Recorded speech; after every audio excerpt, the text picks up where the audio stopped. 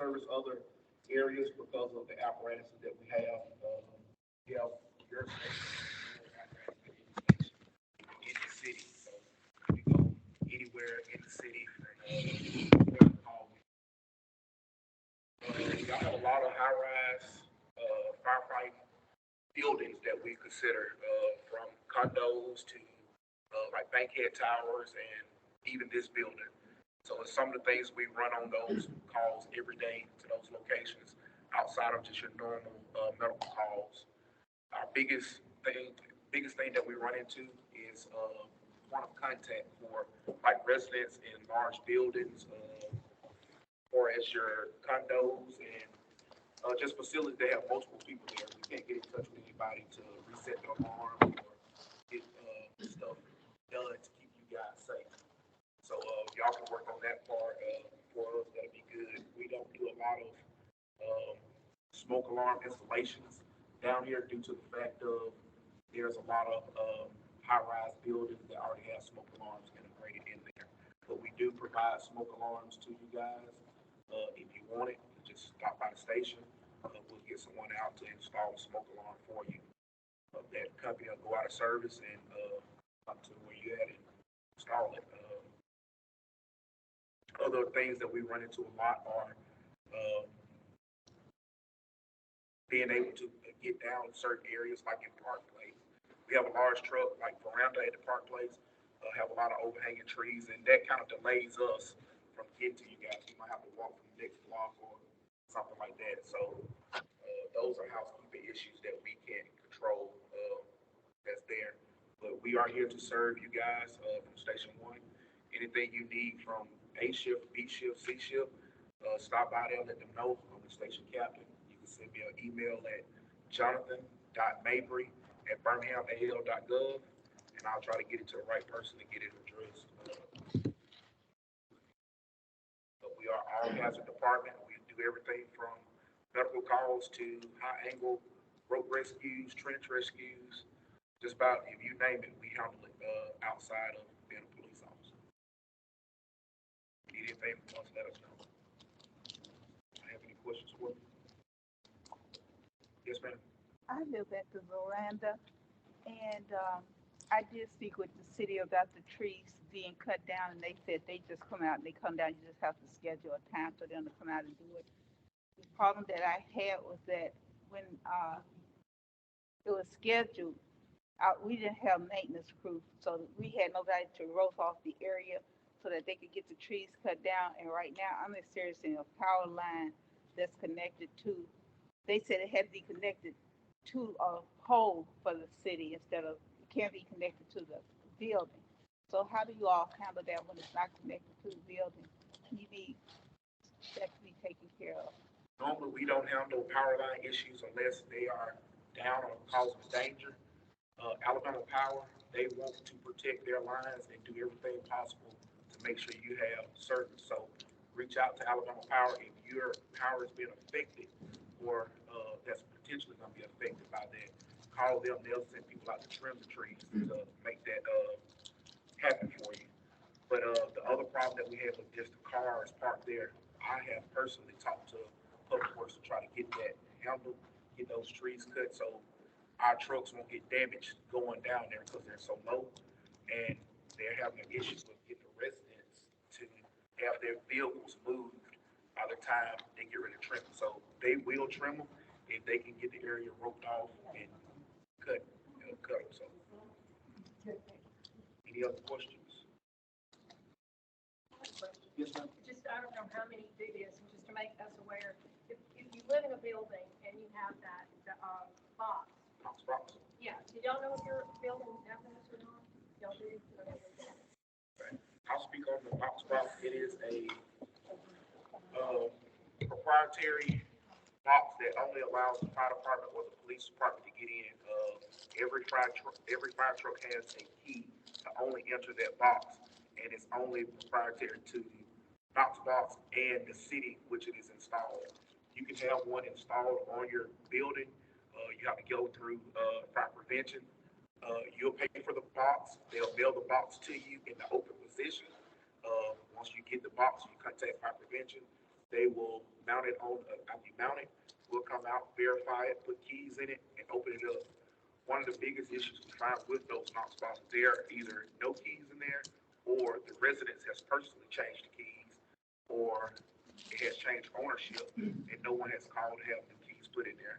And what that does, that leads us to forcing the door open or create damage with the door versus burn the building down, I think.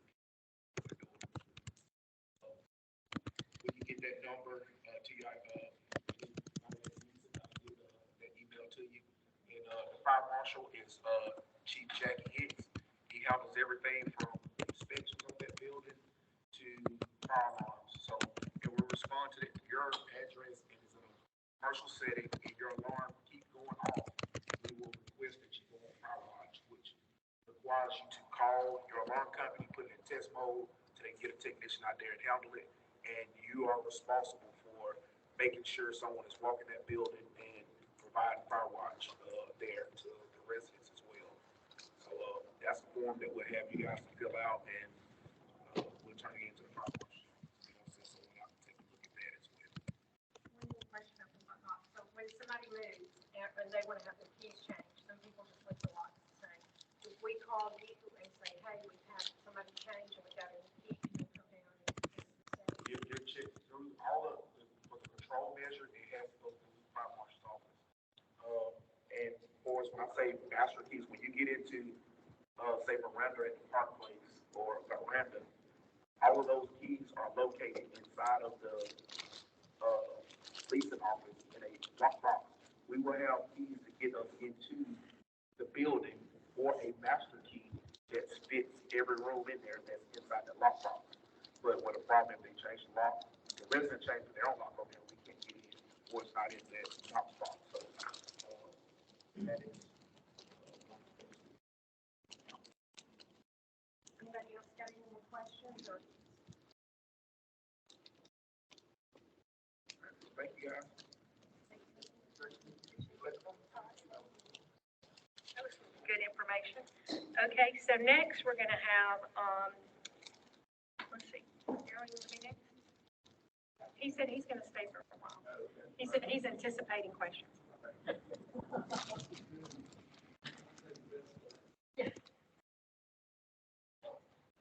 Good evening, Darryl Oakland, City Councilor for District 5.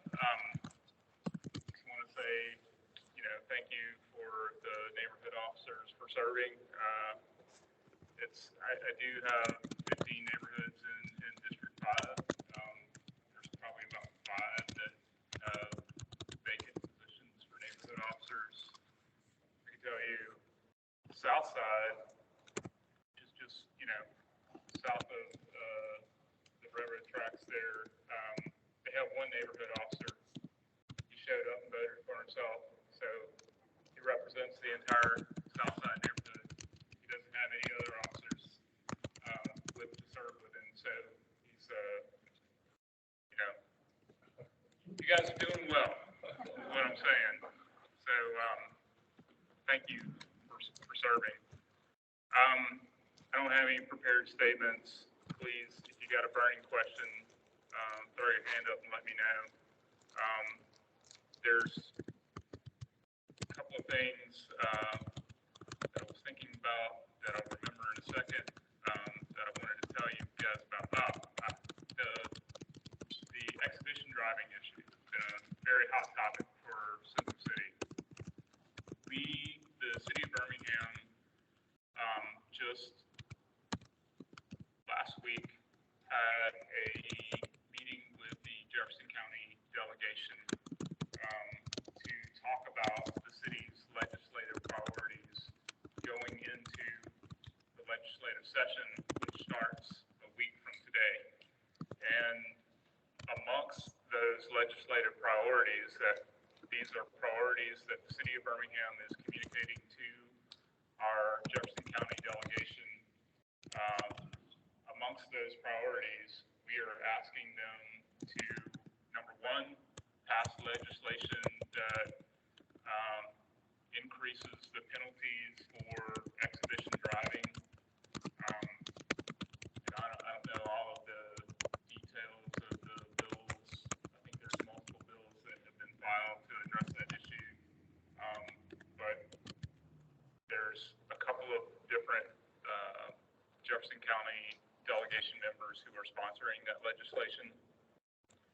And the second issue is we actually talked a lot about the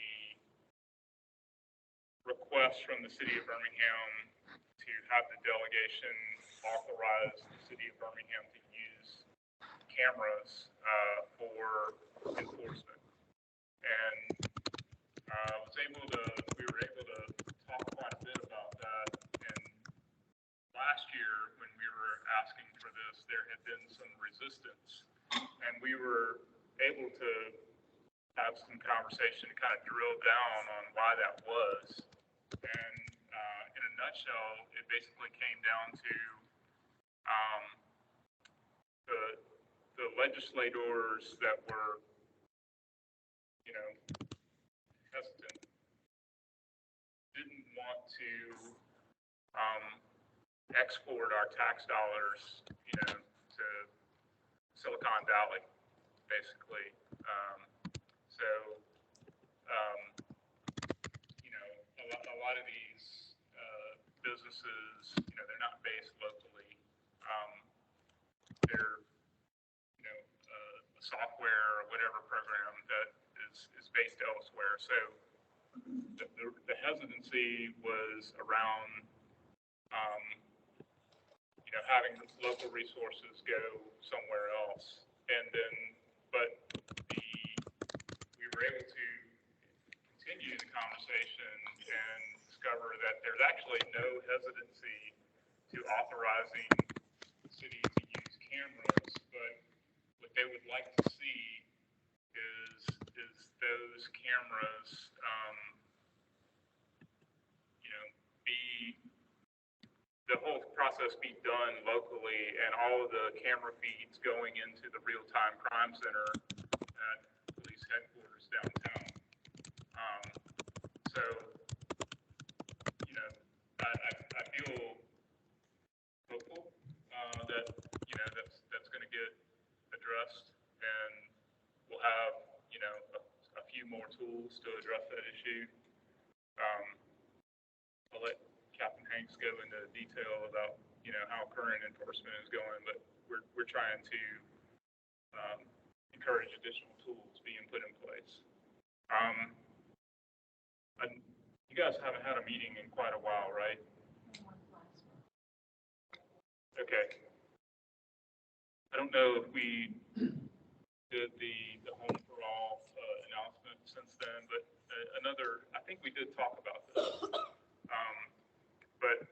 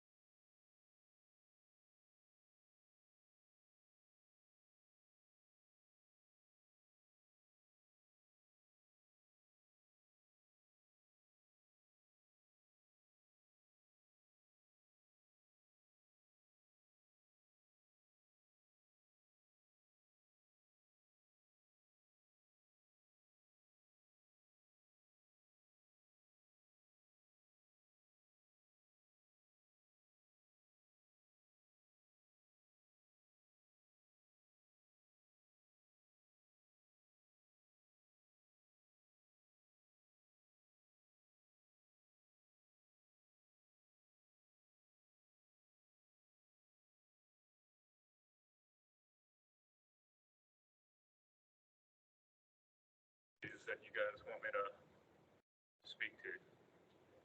Yes, sir. Yeah, 4 or 5 months ago, the meeting, we talked about internet for downtown. And you said that, I believe that day you were voting on something, or y'all talking about more fiber or more something. We're all sort of subjected to monopoly right now with spectrum. They're pretty rude to, us and call and say, look, hey, you went up $10 a month. There's no other choice. Yeah. I understand ceasefire is trying to get in, and I Yes, understand AT&T. yes, we actually did approve a franchise agreement with Ceasefire. Okay. I don't know exactly, what areas they're planning on servicing, but, I know that we did approve that franchise agreement. Thank you. Yeah. Yes, ma'am. I have a question. There is a person that is a resident at the veranda, and she has a church facility that she's currently using as a section of it that she uses for homelessness. That she needs some repairs done to it in order for it to make it more appropriate and safe for them to stay there. And she provides the food and everything, that she wants to know how is it that she can get a grant so that she can redo her building so that she can take in more people that's on the street. She housed them so that they can get on their feet. She's a minister, and she's working towards getting them on their feet and back and acclimated to the city so that they can be self-sufficient. So she just needs assistance with trying to make it better for them to stay in. Yeah, so. Repairs, basically. Yeah, all of the city's resources that are directed towards addressing homelessness flow through the community development department. And so, whatever programs we have that are available, it's going to be the purview of the community development department that's kind of overseeing that. With respect to the Home for All program, there was a request for proposals advertised. I believe that has now closed, and there's a selection committee that are reviewing those proposals. But apart from that, we actually partner with a lot of nonprofit organizations that actually, the funding comes from our community development block grant funds that we receive from HUD, and then we're like a pass-through organization to those nonprofits that actually supply the services. So, but the community development department is a good place to start. And I did want to speak to the issue that you brought up earlier about the street trees. The city's arborist, now I'm gonna forget his name, Smith. I want to say Robert Smith, but anyway, the city has an arborist, and I would recommend calling the planning, engineering, and permits department, ask for the city arborist, and that's the person ultimately who's making this decision about, trimming those trees. Now, power lines may add a different wrinkle to it, but if it's obstructing the roadway or interfering with a business or some other issue, it's the city arborist who's in charge of that. The thing with the cars being parked on Park Place, I know it's public parking in front of the verandas, but majority of those cars that are parked there are not residents' cars. They are city workers, courthouse, 2121 building. They park there all the time. So residents are struggling right now to get parking. And we mostly handicapped for myself and some others. And then also the adjacent lot from the parking lot at the veranda is being utilized by city workers as well.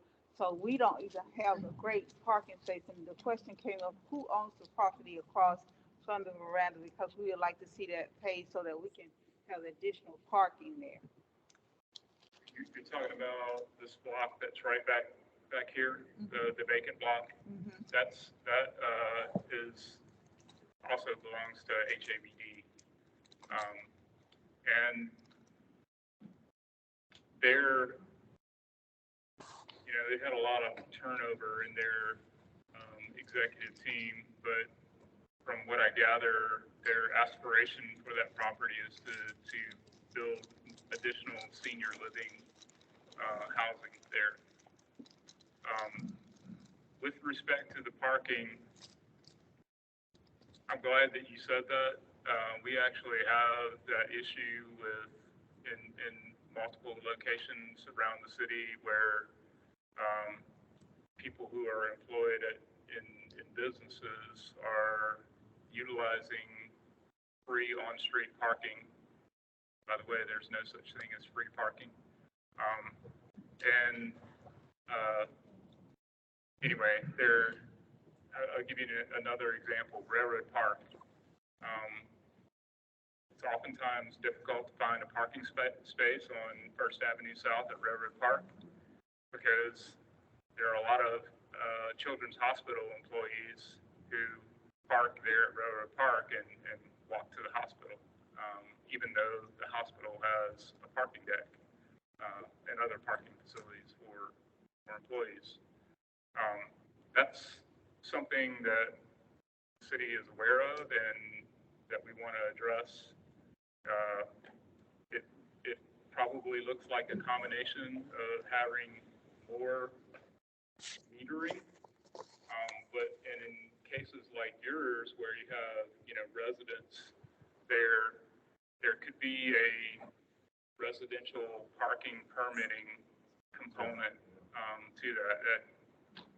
It's something that I had a fellow that worked in my office who now works in the Department of Transportation who drafted a residential parking permitting plan for the city of Birmingham. So that's one of the solutions that we're looking at. That probably doesn't help you out in the short term, but please know that we're aware of it. Okay. Thank you. Yes, Randall Smith, yes. And I think, email addresses at the city of Birmingham are usually really easy. It's their first name, period, last name, at birminghamal.gov. Thank you for coming in. Thank you. Some good information. And we're going to kind of watch our minutes, but if you have anything, he's going to hang out, y'all can ask him.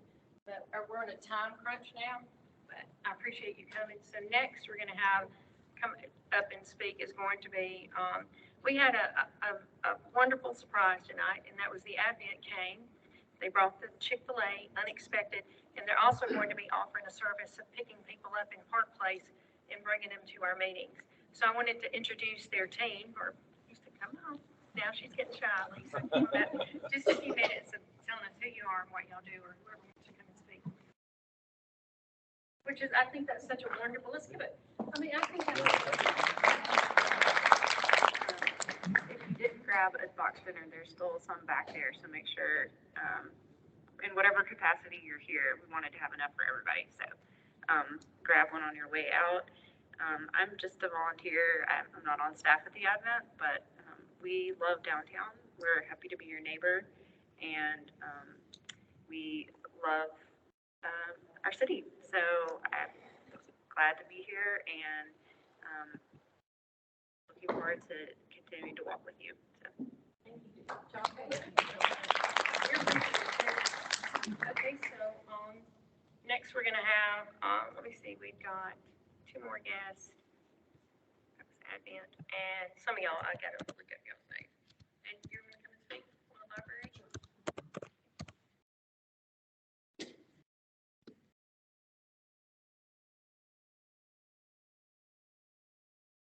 Thank you. My name is Jim Murray. I'm an adult services librarian here at the Central Library.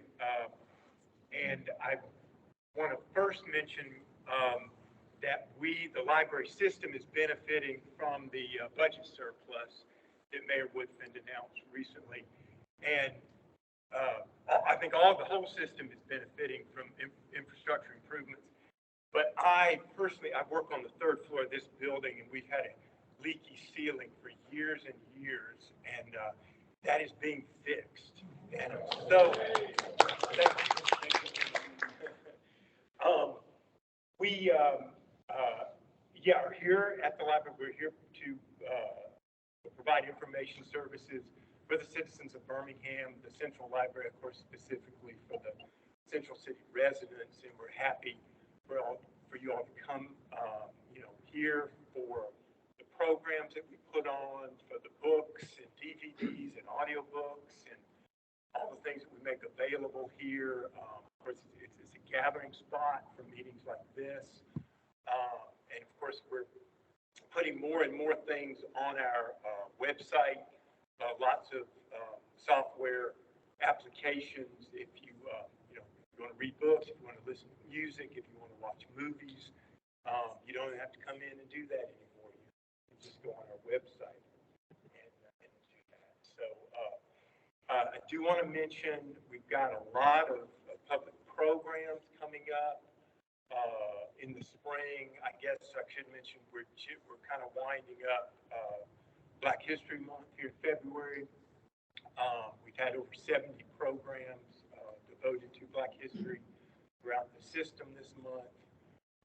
The last one we're having here at Central is next Tuesday, February 28th. It's a panel discussion on the 1619 project. We're looking forward to that. Former Mayor Arrington is going to be taking part. So we're very but I put out flyers on the back table about numerous other programs we've got going on. These include poetry and spoken word programs, small business development programs. We've got a big fundraising event in April, our novel tasting, we call it. I've got some information about that. So yeah, if you have a moment and you want to pick up one of the flyers, please do. Most everything that you want to know about the library, you can learn from the library's website, www.cobpl.org, or on the library's Facebook page.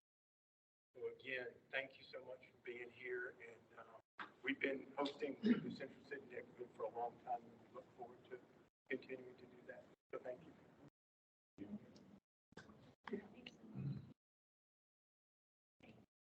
All right, next we have, let me see, who have I got left? Three.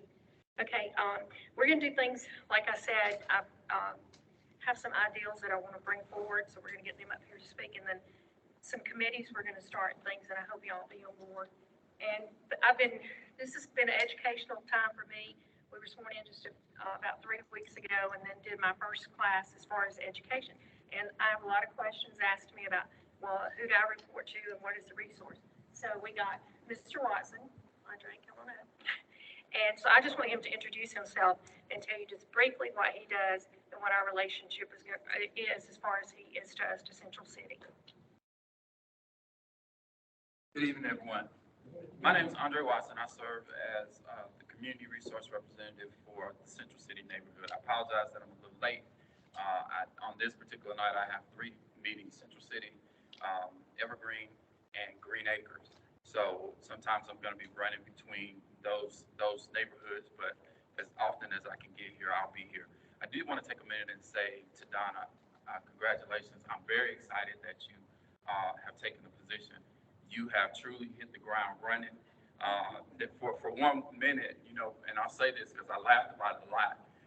Before she got sworn in and she took the role, she was calling me. She said, Andre, I need to know this. Can you tell me this? I'm getting this email.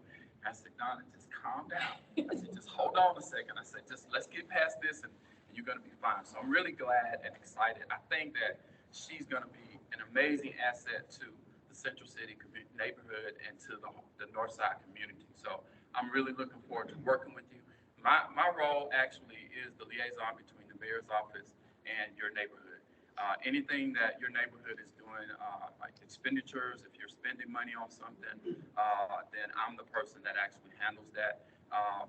As often as possible, I'll be working with Councilor O'Quinn's office whenever needed.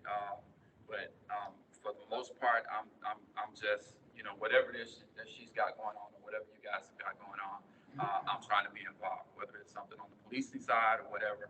I'm trying to do whatever I can do to try and make her job as easy as I can. So look forward to hopefully getting the opportunity to meet all of you at some point in time. But I'm really excited to be a part of the Central City.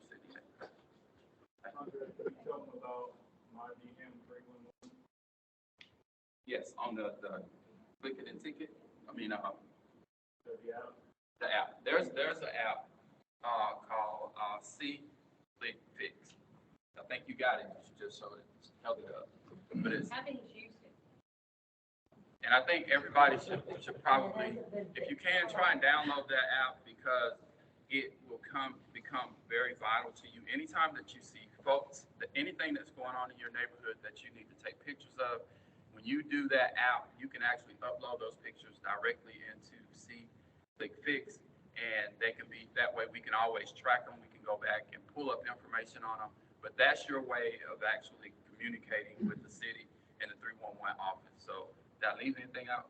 Yeah, the only other thing I'd say is that if you haven't downloaded the app yet, there's actually, if you go in the Google Store or the Apple version, there's a My DM 311 app that you can download. It's essentially the same thing.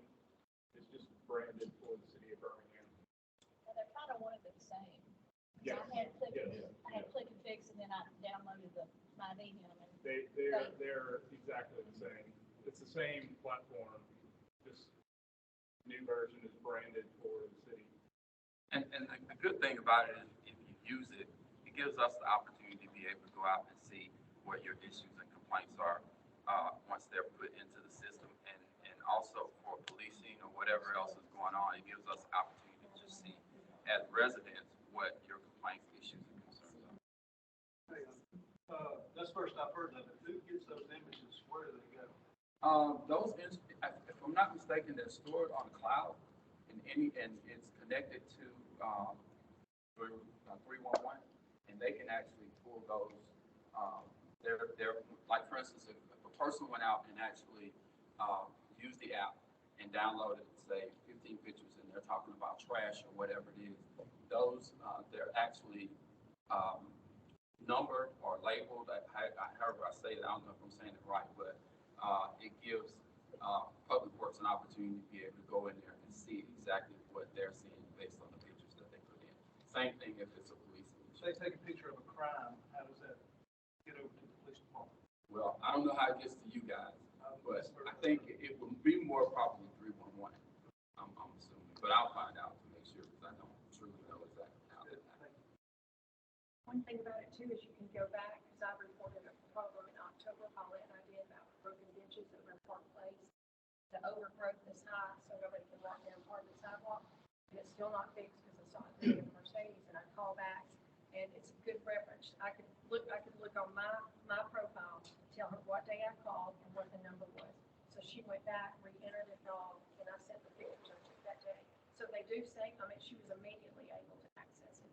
And it's just a good verification that you did report it. Much better, I think, than that calling the 311. Thank y'all. Yes, sir. One small piece of feedback to the 311 office on the app. There's an awful lot of car-centric, car-oriented options in the app.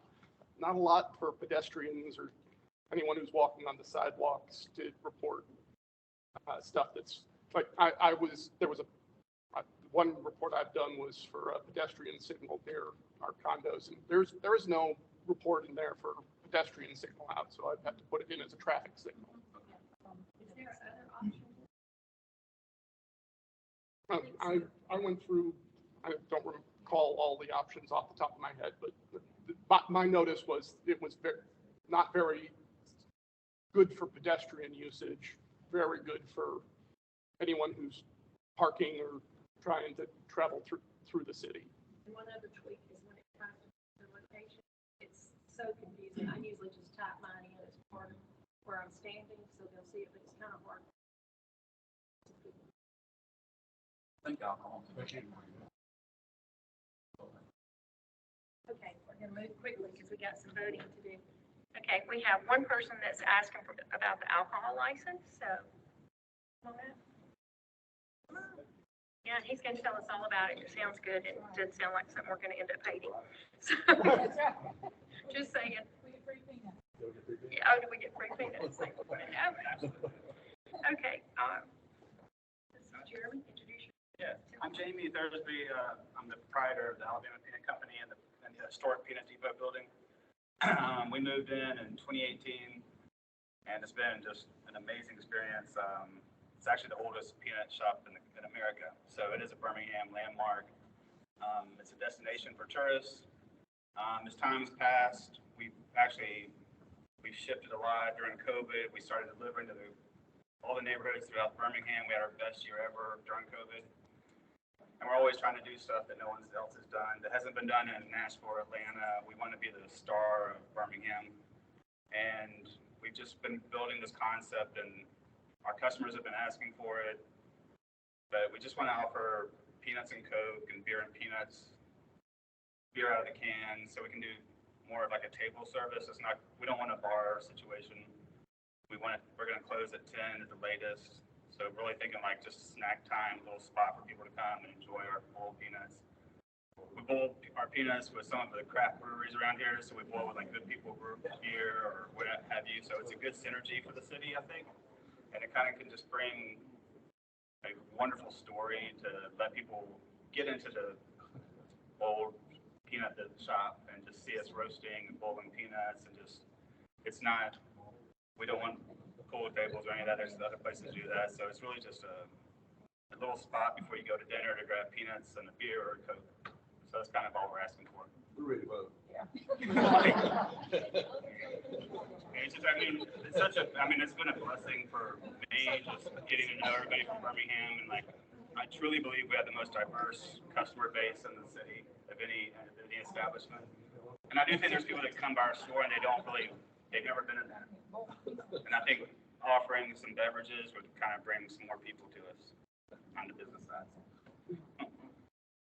Yeah. And by the way, Donna, I wouldn't be here if it wasn't for her. She lit a fire over me, under me. Well, he like stopped me at bingo and asked me a question. I went, oh, I don't know, let me find out. So, anyway, good job. So he and I learned both how to do this Friday.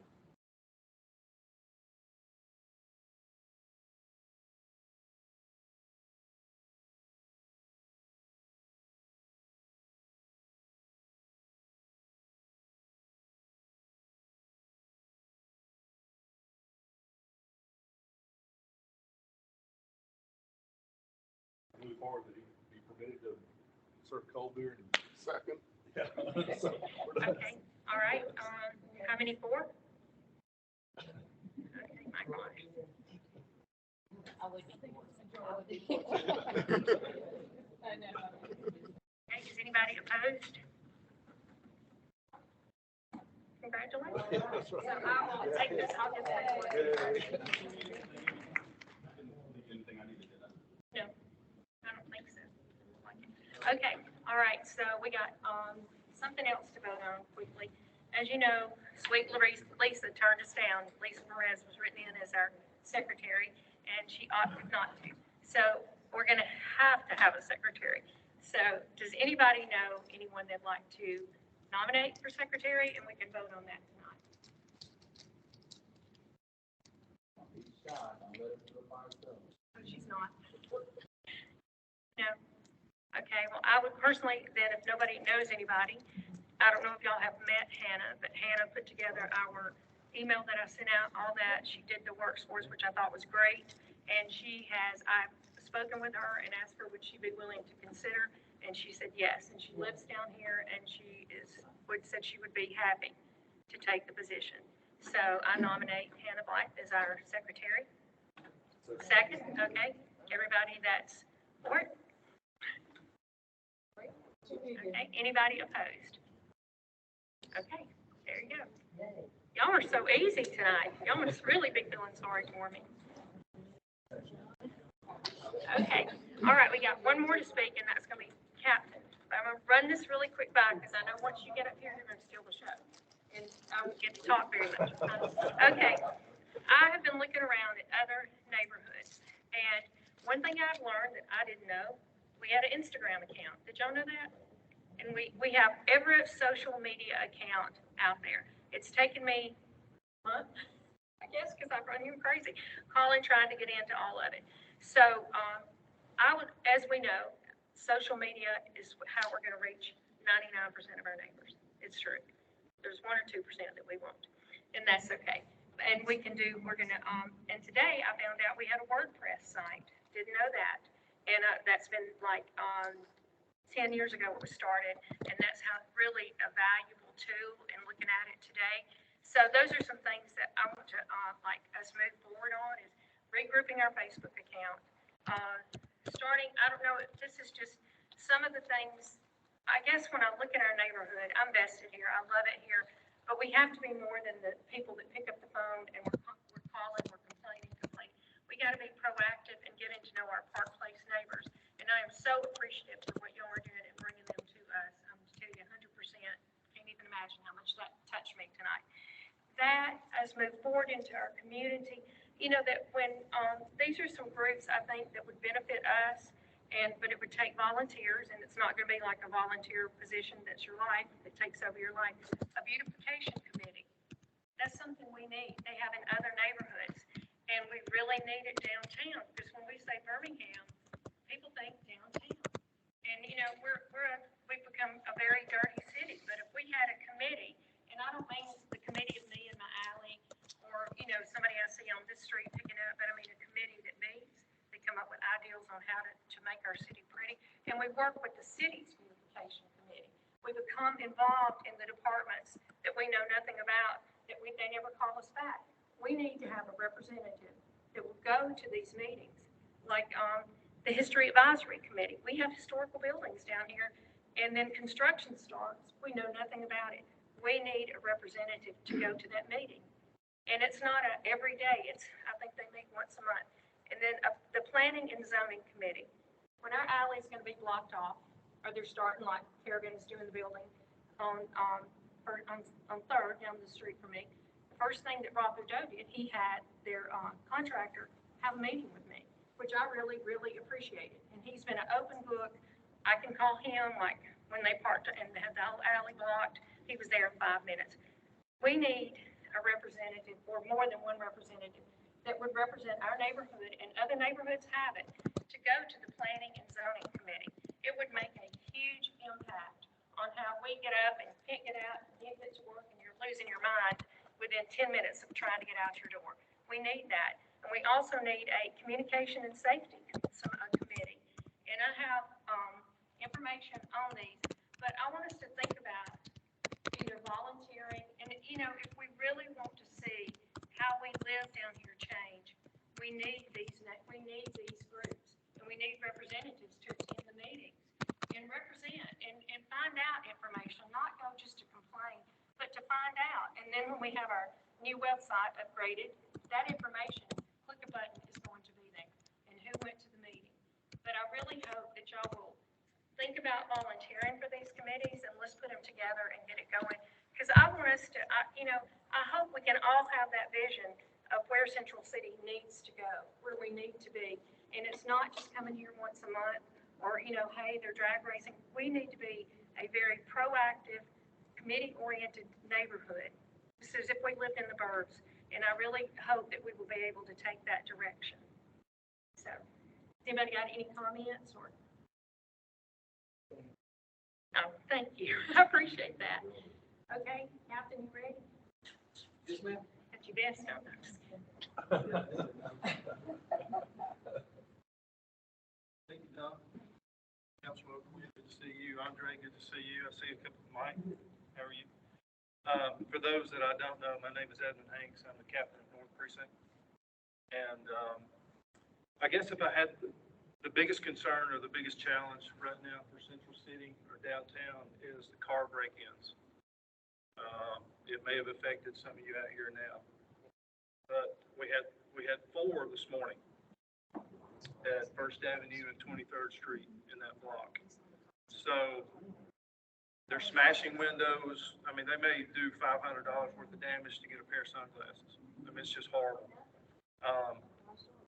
So that's aside from, the counselor mentioned the exhibition driving. Of course, that's a major concern, but the car break-ins, the app, that's the first I've heard of it. That sounds like it would be a great tool. Somebody sent us some video the other day of the guy in the camo. That's a great help. Anybody that has a Ring doorbell or any kind of camera, or if you capture some criminal activity on your phone, if you can get that, if a detective doesn't reach out to you and get that video, you can send it to me. I'll leave some cards with my email on it, email address, and you can send it to me, and I'll make sure it gets to the right people. And I will tell you this too, and I don't know if you ever want to invite some people from the court to speak on this. We make a lot of arrests. We made 2 the other day, 2 guys in a stolen Acura. One had a warrant for car break-ins already on him. One had a warrant for some narcotics or robbery or something to that effect. Anyway, they had been breaking into cars. We caught them over here by Crane Works.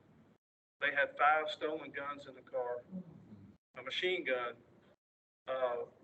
The detectives have been able to put 20 car break-in cases on them. We solved 20 cases just on these 2 guys. Our core little area that's given us the most trouble is Morris 1st and 2nd Avenues between 17th and 24th Street. Horrible. We arrested 2 brothers down on Morris Avenue for breaking in cars, but here's the problem. We put them in fairly often. Any crime, any damage or theft or anything that is under $15,000, guess what they're doing? They're signing their own bond and they're back out. Okay? Did y'all realize that? So we don't get, and I'm not here to bash anybody. Listen, the police department will always continue to do everything that we can do to, number 1, deter crime, and number 2, when it does occur, we're going to try to make an arrest in it. But we don't get a whole lot of help from the court system like we would like. Mike, yes, sir.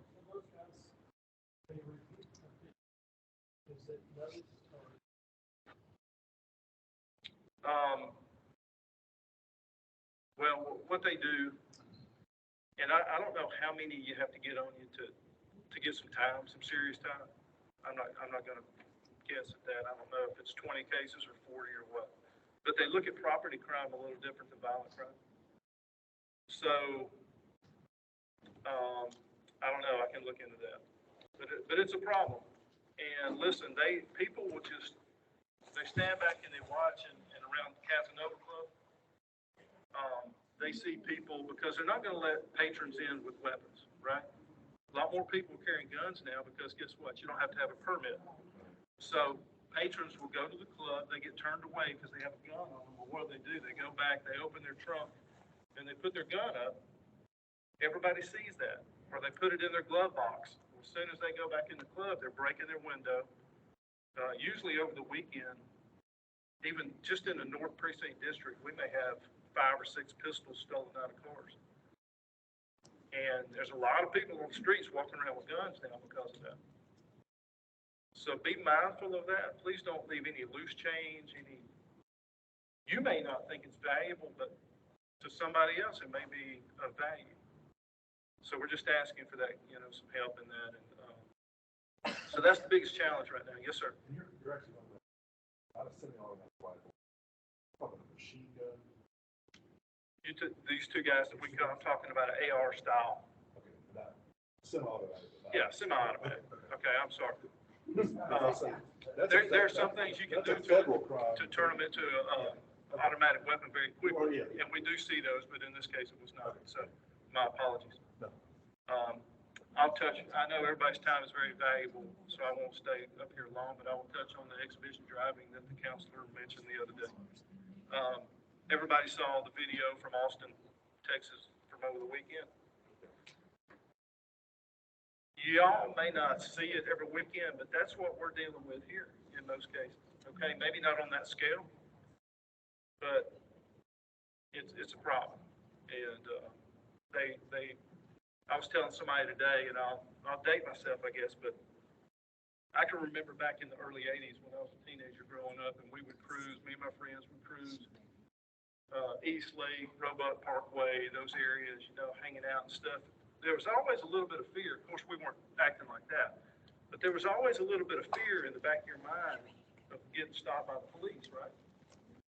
You didn't want to get a ticket or a lecture or anything. So there was always that little bit of fear.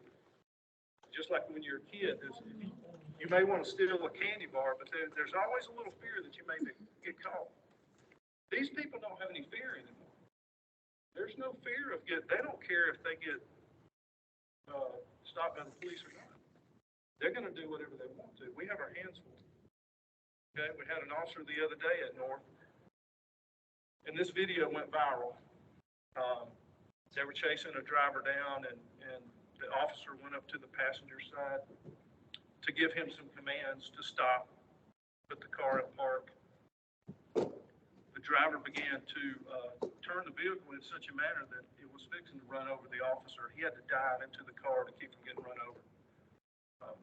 I mean, we don't deal with it on the scale like Austin had over the weekend, but it's still bad. So when you're trying to sleep and you hear all this mess going on, don't think that we're not doing anything. Y'all know the pursuit. We don't have a pursuit policy in place for that because we're just not going to chase them. It's too dangerous. So it's basically, if they want to comply and stop, they stop. If they don't, they don't. So hopefully the legislature will pass. I know Representative Treadaway and those are really involved. And if we can get some stiff penalties, confiscation of the vehicle, driver's license being revoked, a felony charge put on them, I think if we can get some teeth to that, we can get some peace. You would agree with that, probably. We can get some peace around here because it's a nuisance. And Mike, go ahead. It seems like you guys have got a really curtail anyway. Caravan. Last weekend, had a caravan probably 40 cycle, 30 miles an hour, lights. But when we call those in, they're already. That's right. And sometimes when we catch up, they're already in Hoover. You know, I mean, it depends. But here's my take on it. Here's what I tell everybody under my command. With everybody downtown on 2nd Avenue trying to enjoy dinner, and they're out there, you know, with their families and everything, and we try to chase somebody and they wipe out and they kill everybody on the sidewalk, we're not doing that. So we'll do it another way when we have some things in place. It's just not worth it. I know it's bad. I know it sounds bad. It's horrible. The speed bumps have helped tremendously. And Mr. Fowler, the last time I was here, Mr. Fowler said that there were some more ordered. Do you have any update on that? I think those were replacement. So the initial speed bumps were really not intended to be for long-term use. So you noticed recently they're actually more robust. You got to slow down even slower now. A little taller? Yeah. Yep. So there's new ones. I don't know. I'm not aware that there's any additional plans for speed bumps like that in other locations downtown.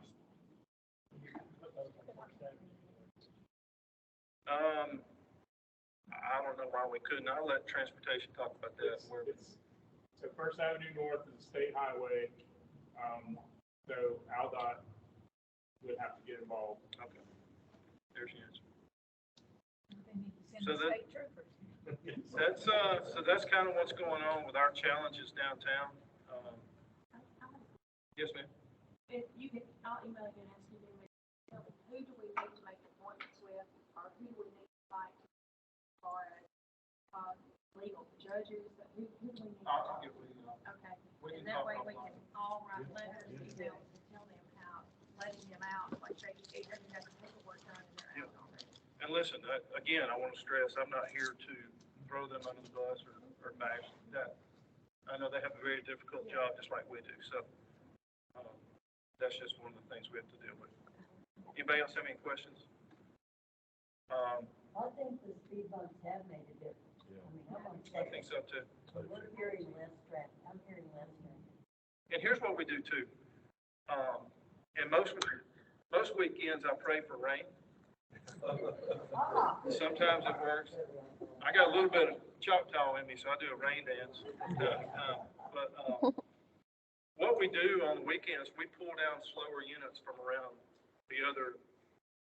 I mean, we still have adequate coverage, but we'll pull other units to the downtown areas to combat some of that stuff. So you may see more. We try to keep our blue lights in cruise, what we call cruise mode, where they just glow, so that people can see us from a distance. And people that are down here trying to eat or enjoy things and go to Alabama Theater or whatever they want to do, they can at least see that a police officer's around. They may feel a little safer.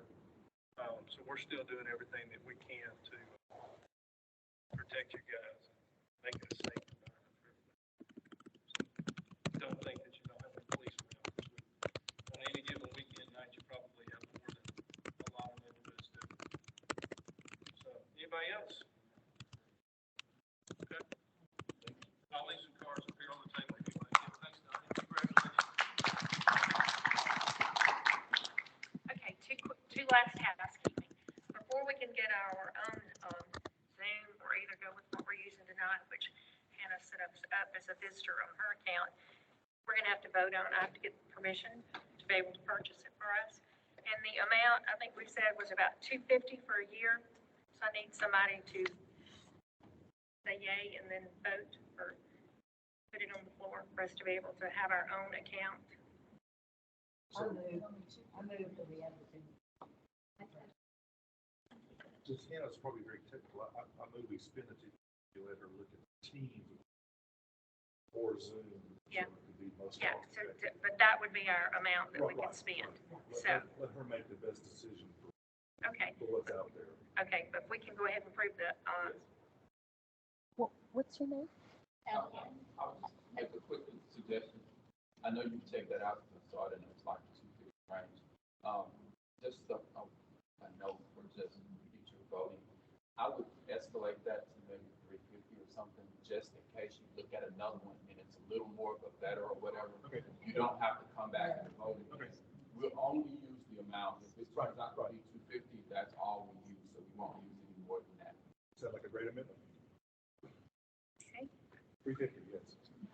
put it on the floor. Yes, I'm putting that on the floor. Mike is seconding it. Okay, board?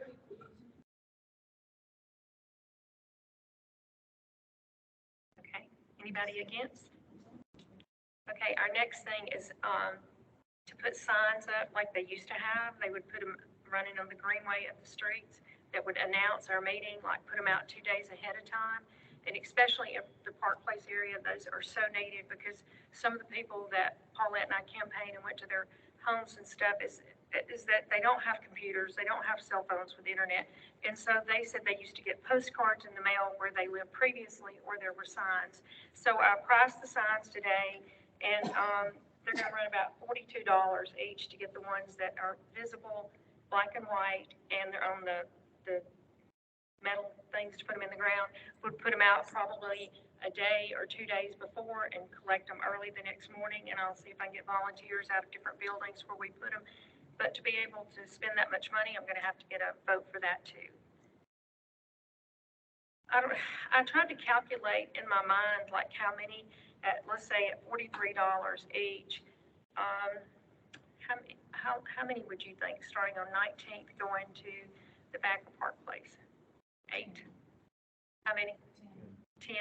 $500 or so. 500? Okay. It's a one-time, yeah, we just take the signs down and replace them, put them back out. We would reuse the signs. So you said 500, okay. A second.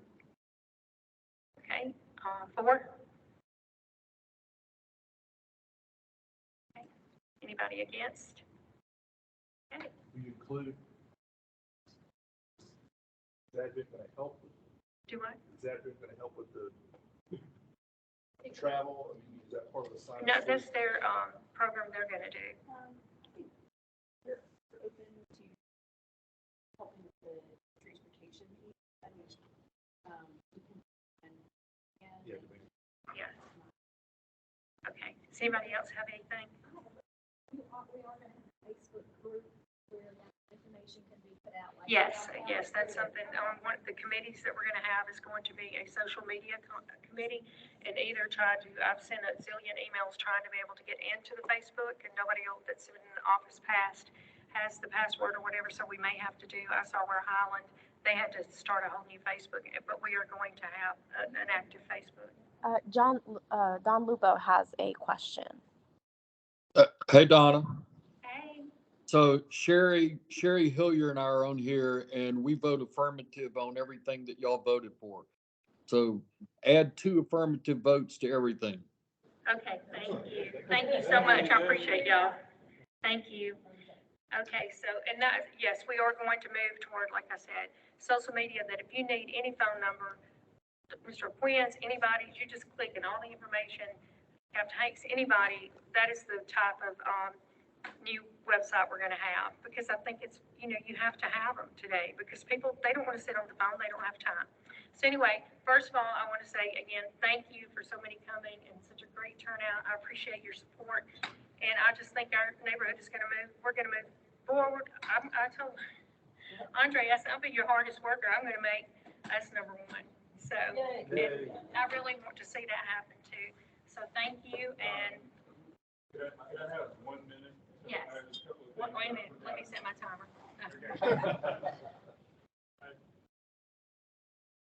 Couple of things that I know that you'll be interested in. So predatory towing, we are fully aware of it, and we're in the process of taking action.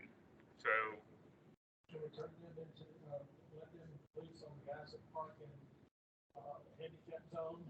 Yeah. And the Yeah. And the crosswalks? Yeah. And the alley. Yeah, just, if they need something to do now, just. Yeah. Yeah. We have a parking lot at 22nd, that's ours, and I want them to tow those people out there that aren't supposed to be there. Yeah, so if it's, But they have a contract. all of the towing that's happening is not the city of Birmingham. That is a private towing company that's contracted with the landowner. But. Yeah. If you want to call it a contract, there's nothing written, it's just a verbal, there's no written contract. So there's 2 things that are moving forward.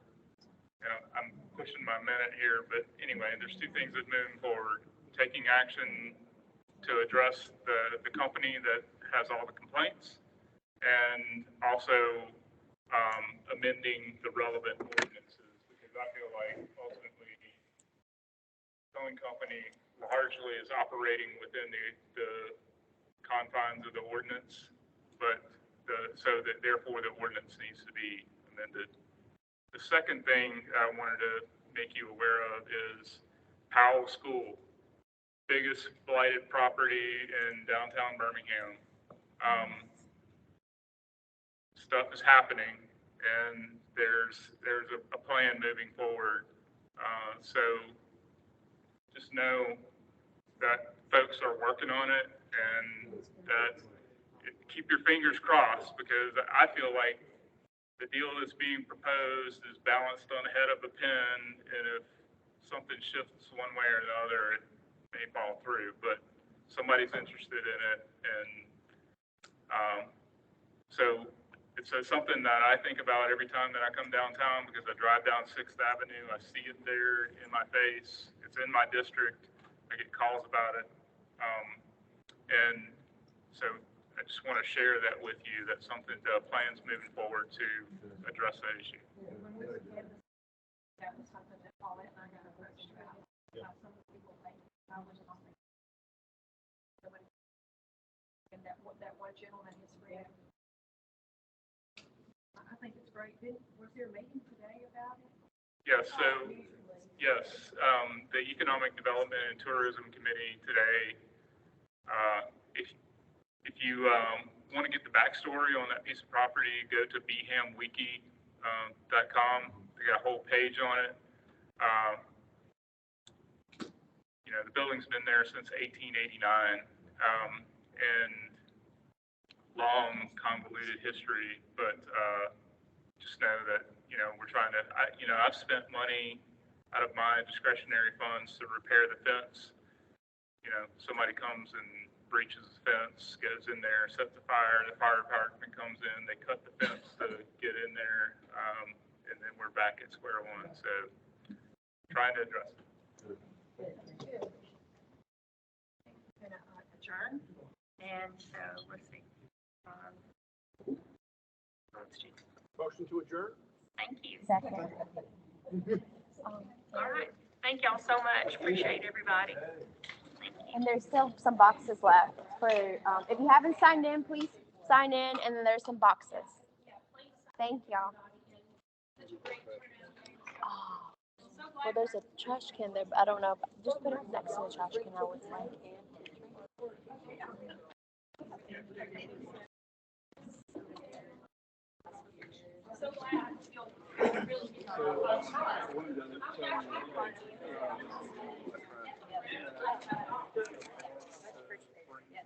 Yes.